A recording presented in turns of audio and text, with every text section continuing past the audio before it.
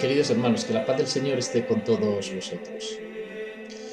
En el día de hoy, en la lectura de la Eucaristía, leemos el pasaje del Evangelio de San Mateo en el capítulo 10, donde Jesús envía a sus apóstoles a predicar a las ovejas descarriadas de Israel que ha llegado el reino de Dios, que el reino de Dios está cerca.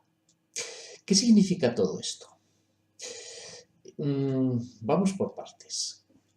Que está llegando el reinado de Dios. En el tiempo de Jesús, todo Israel esperaba esta llegada del reino de Dios. Es decir, que los imperios de los distintos gobernadores, reyes, naciones, dejarán paso a la definitiva intervención de Dios que salvaría a Israel, que liberaría a Israel y que llevaría a la humanidad a una plenitud que estas circunstancias políticas impedían.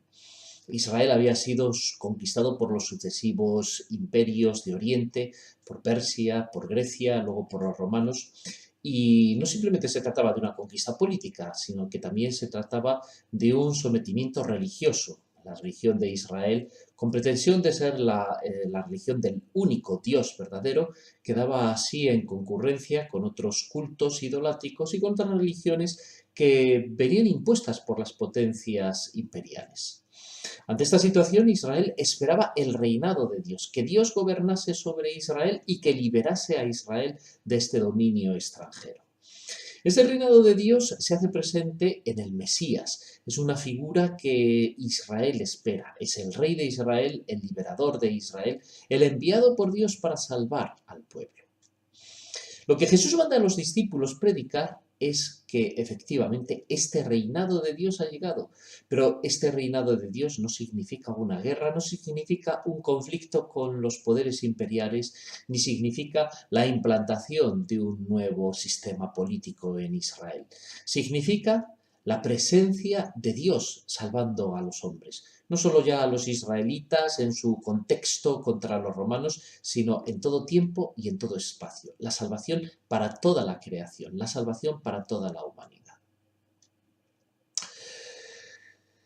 Id a las ovejas descarriadas de Israel. ¿Por qué las ovejas descarriadas de Israel? Porque de alguna manera este pueblo de Israel que es infiel a Dios es castigado con la ocupación militar y con el sometimiento político, con la esclavitud. De tal manera que lo que Jesús, como habían hecho los profetas, propone a este pueblo es que vuelva a Dios. Y que vuelva a Dios que se ha hecho presente en él verdaderamente. Les dice Jesús a los apóstoles que no entren en las aldeas de los samaritanos, sino que vayan a quienes son propiamente enviados en un primer lugar, es decir, a los hijos de Israel.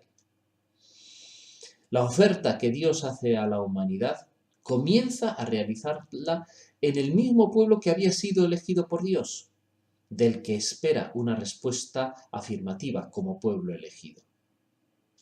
Jesús envía a 12 apóstoles. Como 12 fueron las tribus de los 12 patriarcas que fundaron las 12 tribus de Israel. Y con ello quiere dar a significar y dar a entender que se inicia un nuevo pueblo, se inicia un nuevo Israel. Queridos hermanos, el Señor nos llama a todos nosotros a acoger su salvación, a acoger la presencia del que es un Dios verdadero, del que lo hace todo nuevo y el que nos salva definitivamente. En Jesús encontramos la presencia amorosa de Dios, dándonos la liberación, no de un imperio, no de un poder político, sino la liberación completa de nuestra persona y la llamada a ser hijos de Dios. Queridos hermanos, que la bendición de Dios Todopoderoso, que así nos ha escogido y nos ha amado, os acompañe en este día, en el nombre del Padre, y del Hijo, y del Espíritu Santo. Amén.